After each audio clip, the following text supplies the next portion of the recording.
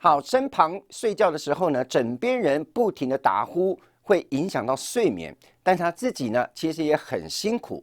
但是现在医师表示了，要特别注意哦，这很可能您已是罹患了所谓的睡眠呼吸中止症了。如果呢长期都忽略，很可能会中风或者是高血压。呼吁民众有出现类似的状况，赶快就医。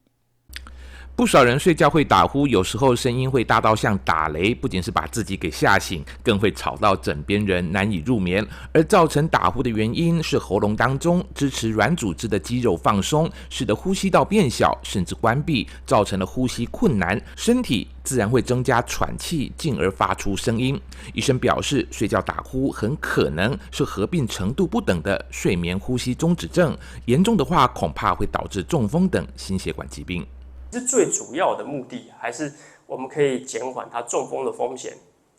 心肌梗塞、心血管的死亡率，以及心房颤动这些心脏的疾病。一起床的时候其实不觉得啦，一起床的时候其实不觉得，但是当自己静下来的时候，就会觉得，好像今天好像很无精打采。根据卫福部的统计，全台患有睡眠呼吸中止症的患者超过40万人，但是有将近90%未积极的接受治疗。而常见的症状除了打呼，同时也会因为睡眠品质下降而影响到代谢功能，进而伴随肥胖以及白天头疼、嗜睡与注意力不集中等问题，长期下来将会严重的危害到心血管的健康。建议患者除了减肥减重，也可以借由使用正压呼吸器以及功能性的鼻整形组合治疗获得改善。他鼻子一样也是塌下来，我们后来一样用两边的耳软骨帮他做重建，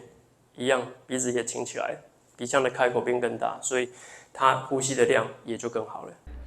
经过研究显示，有超过50%的睡眠呼吸中止症患者在接受了手术以及呼吸器等组合治疗之后，能够有效地改善睡眠品质与心血管代谢功能，减缓不适的症状。但是专科医生也强调，最好的治疗方式还是减肥减重，保持健康的体态才是最好的解方。人间新闻黄文乔在台东的采访报道。